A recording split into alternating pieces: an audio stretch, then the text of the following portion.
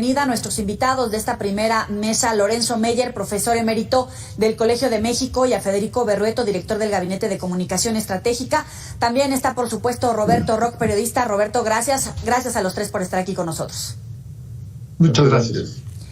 Lorenzo, comienzo contigo. En medio de este debate sobre las Fuerzas Armadas en tareas de seguridad pública, ¿el bloque de contención dio resultados? A ver, bueno, creo que en las cosas que aparecen en televisión yo aparezco como Federico Berrueto, pero bueno, eso no importa. Todos te conocemos, ni te preocupes que ahorita ya corrigen en producción. Eso es.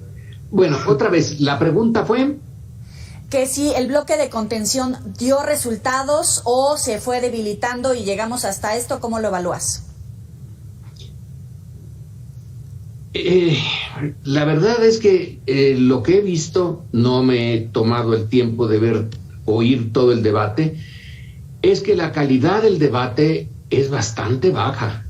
La idea de la oposición de que este es el principio o la continuación del camino hacia una dictadura militar ayuda bastante poco a entender la coyuntura. Lo que tenemos es la inexistencia realmente de un servicio civil de carrera y, entre otras cosas, de una policía que cumpla con esas las características mínimas de policía.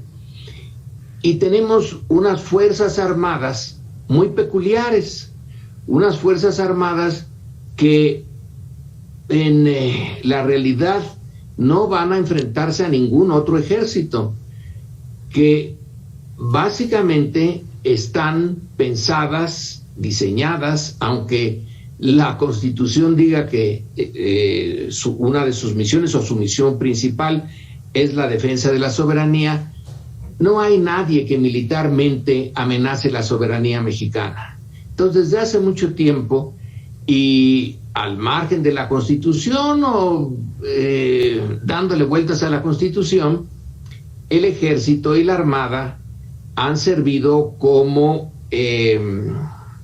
pues bases para mantener el proyecto político de varios gobiernos. Son fuerzas armadas que están destinadas a asuntos internos, ya sea a enfrentarse al narcotráfico o, como en el pasado, a enfrentarse a oposiciones, y de manera a veces extrema y brutal, como Díaz Ordaz lo hizo.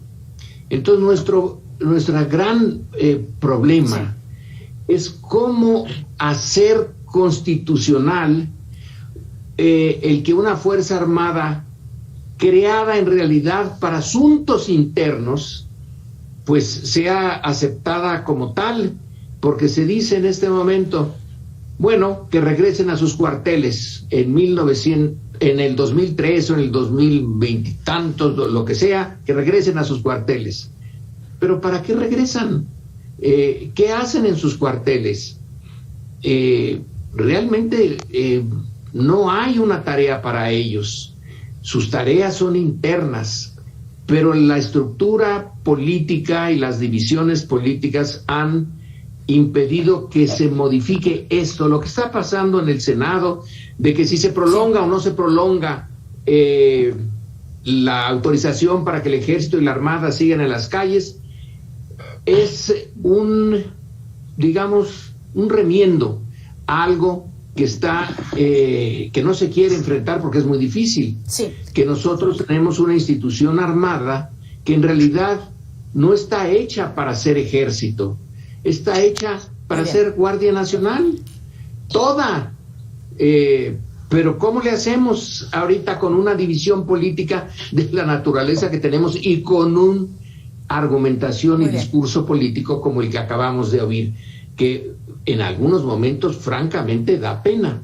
Vamos a Así escuchar. que nos quedamos en eso, en que se prolonga, esto se va a prolongar hasta más o menos como lo propuso Andrés Manuel López Obrador, pero no se va a resolver el tema de fondo. ¿Para qué queremos Fuerzas Armadas que no tienen un ejército, al menos en potencia, extranjero al cual se van a enfrentar, sino simplemente van a estar para asuntos internos? Me quedo con esa idea, Roberto. Sí, muchas gracias, Joely Ramírez. Saludo a Lorenzo y a Federico. Un honor estar aquí, compartir este espacio con ustedes. Coincido fundamentalmente con Lorenzo. Creo que el país está esperando desde hace mucho tiempo una definición de qué se hace con el ejército. Más de 500,000 de personas asignadas a las Fuerzas Armadas sin una definición práctica, concreta, ¿no? Y también, por supuesto, ¿qué hacemos para resolver la seguridad, la falta de seguridad, la criminalidad en el país? Son dos asignaturas pendientes desde hace más de 20 años y no hemos podido avanzar en este sentido. Asumo que el Senado aprobará en las siguientes horas esta ampliación de las funciones del ejército hasta 2028, pero creo que será un entorno muy complejo que seguramente trascenderá al actual gobierno. Es un entorno donde está este debate, está presente la presunta intervención, implicación del ejército en la tragedia de Ayotzinapa hace 8 años, está presente el rol del ejército en el 2 de octubre de 1968, pero que acabamos de conmemorar, y ahora en las filtraciones de Guacamaya, donde se ve un ejército con un aparato de espionaje, de inteligencia, como le queramos llamar, muy extendido, muy opaco, muy a espaldas de la sociedad.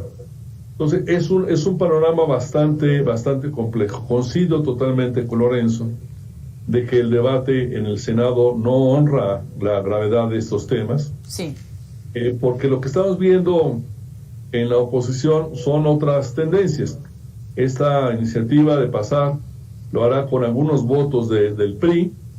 Federico seguramente nos va a explicar mejor porque nadie entiende qué está pasando con algunas fuerzas. Sí. Pero creo que está a la vista una serie de contradicciones que tarde o temprano los mexicanos tendremos que aterrizar para tomar decisiones más claras, más valientes y con mayor aplomo, seguramente con mayor compromiso de todas las fuerzas políticas. El bajo nivel de debate, la virulencia de las acusaciones que se hacen entre senadores, solamente para poner sobre la mesa el día de hoy, ¿el bloque de contención dio resultados? Y en todo caso, Federico, ¿tiene futuro la alianza Va por México?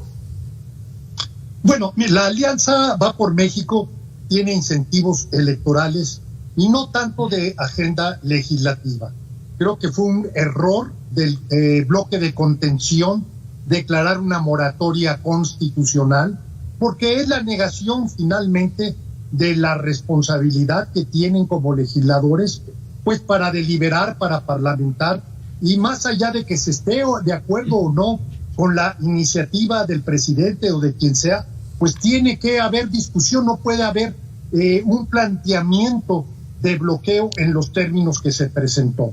De manera tal que yo separaría lo que es el desencuentro en el ámbito legislativo de lo que puede ser los acuerdos de carácter electoral. Ahora bien, hay un problema serio al interior del PRI. Creo que la manera como se construyó la iniciativa pues desmerece mucho un tema tan delicado y un asunto que verdaderamente merecía ponerse en la mesa. Es bueno, ¿qué hacer con el ejército más allá del 24? Finalmente creo que el Senado pudo lograr una aportación significativa porque puso en relieve, primero, la necesidad de fortalecer a las policías estatales y municipales. Yo incorporaría otros elementos de la solución para abatir el nivel de inseguridad, como es la participación social, como es la concurrencia de el Poder Judicial, sin duda alguna. Y bueno, el tema es que sí creo que fue un curso positivo a través de la negociación y el acuerdo que pudo darse en el Senado, más allá de la opinión que tenemos algunos o que tienen muchos sobre la conveniencia o inconveniencia, bien sea de militarizar la Guardia Nacional o la seguridad pública, o bien el que ampliar el periodo bajo el cual el presidente puede disponer de las Fuerzas Armadas. Más allá del debate, creo que el resultado sí se encamina hacia algo positivo, y es el que tiene que darse una solución más allá del tema de militarización. Dice Federico que el problema al interior del PRI es un tema que se debe de plantear. También la posible guerra al interior de Morena. Con estos escenarios, ¿el PAN y el PRD pueden derrotar a Morena en el 23 y el 24? Y en todo caso, también ¿dónde queda Movimiento Ciudadano, Roberto? Bien, como dice Federico, la alianza de Va por México tiene varios escenarios. Dice Federico que el principal de ellos debe ser el electoral. Singularmente esta alianza, Federico, no le ha ido bien en el electoral. La mayor eficacia de esta alianza hasta ahora había sido lo legislativo, que cambió ligeramente la composición del Congreso, y sí que se habían frenado algunas iniciativas de reforma constitucional del presidente de la República. En el plano electoral, realmente el año pasado y el antepasado, Morena les pasó por encima. ¿Qué va a ocurrir en el 24? Pues creo que esta alianza se está tropezando. Coincido con Federico de que el incentivo de una alianza electoral puede seguir siendo atractiva, pero es como ir a una fiesta cuando no le tienes mucha confianza a tu pareja. No sabes si va a coquetear con el vecino o se va a estar sentado. No sabes qué primor le va a salir. ¿Cómo? No sabes qué primor le va a salir por ahí. Sí, es como un poco complicado, pero parecería haber una condición importante para una alianza, especialmente en el Estado de México, en menor medida tal vez en Coahuila, donde veo una fortaleza importante del PRI, pero no le auguro, digamos, resultados muy venturosos a la alianza opositora, por lo menos en 2023, y creo que eso va a construir lo que ocurre en 2024. Ahorita estaban dando una lista de los priistas que más o menos se sumaron a esta votación: Beltrones, Añorbe, Marín, Zamora, Mancera, del PRD, Monreal también cantando victoria. ¿El PRI tiene futuro con o sin Alito, Lorenzo? Vaya, el PRI tiene un futuro ya muy desdibujado. Se gastó mucho. El PRI tiene una biografía muy larga. Es quizá el partido en América Latina, sin duda, y en el mundo hay pocos ejemplos de algo que haya empezado, pongámosle, no en 1916-17, que es cuando los carrancistas ya tienen el poder, sino formalmente en 1929. Pero de ahí hasta final del siglo, pocos partidos tienen la capacidad de mantenerse en el poder, por las buenas o por las malas. Y el PRI tuvo un gran contradicción. Era un partido democrático en teoría, pero su avasallamiento del poder político lo hizo un partido autoritario.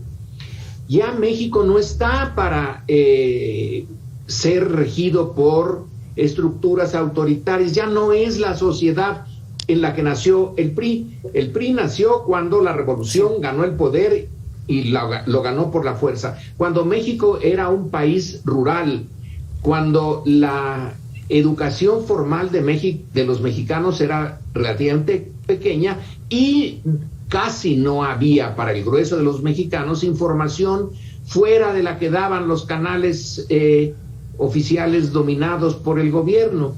Pero ahora ya es otra cosa.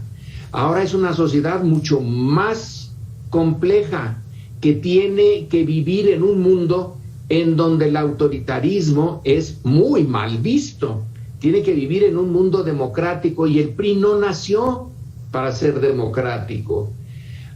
y con esto puedo cerrar, hay un teórico, Roberto Michels, varios, pero hay uno, realmente ahorita se me puede ir si es Michels o no, pero no, creo que es otro especialista en partidos que señala que todo partido político tiene un sello en su nacimiento, y ese sello no se lo quita nunca, aunque las circunstancias cambien, tiene esa misma esencia. No nació para competir el PRI y tampoco nació como un partido con ideología. Es un partido que sí tiene una idea del mundo, pero no es particularmente concisa, cambia como cambian las cosas. Muy bien. En su entorno, y yo no veo que pueda ser realmente una fuerza que recupere su carácter de un partido para estar vivo en la democracia. Puede ser que siga vivo. Sí. Bueno, pues hay inercias.